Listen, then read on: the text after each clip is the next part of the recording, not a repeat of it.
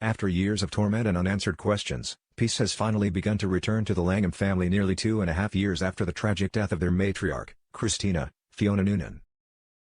Haunted by guilt and fragments of a memory she couldn't fully reach, Jo recently underwent hypnotherapy in a desperate bid to uncover the truth about the car crash that claimed her mother's life.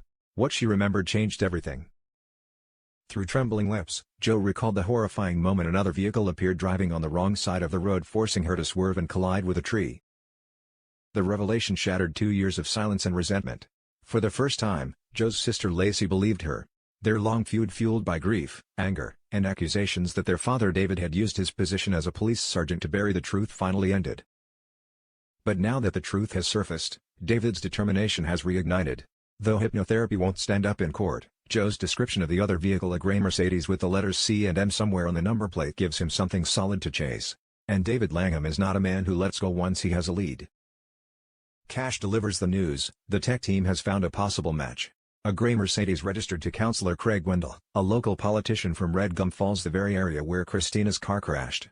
Even more suspicious, Wendell sold the vehicle just 6 days after the accident.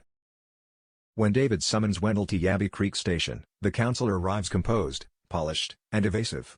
He listens carefully as David revisits the details of the accident, then quickly distances himself, claiming he can't recall his whereabouts that day. He insists that anyone on his team could have been using the car. David, unconvinced, pushes for access to Wendell's old schedules. Wendell agrees, promising to check with his staff. It's a polite deflection, one that David sees straight through. As Wendell leaves the station, he crosses paths with Jo at the front desk.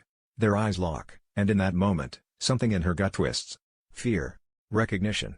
She doesn't know how or why. But she knows that man. And he looked terrified when he saw her. That night, she tells Lacey. Lacey doesn't hesitate, she's certain Wendell is the man who killed their mother. David, however, plays it by the book, at least, officially. Speaking to Cash, he admits his doubts. He's slippery, David says. Clever enough to hide behind the rules. But he knew things he shouldn't have known. Refusing to let go, David digs deeper into Wendell's past.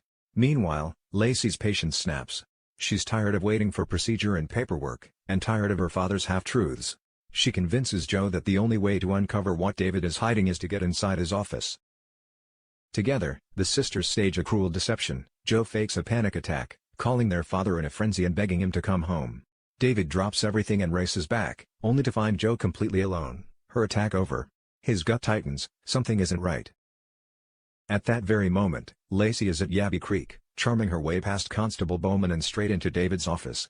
She freezes at the sight of his investigation board, photographs, notes, timelines, and one name circled in red, Craig Wendell.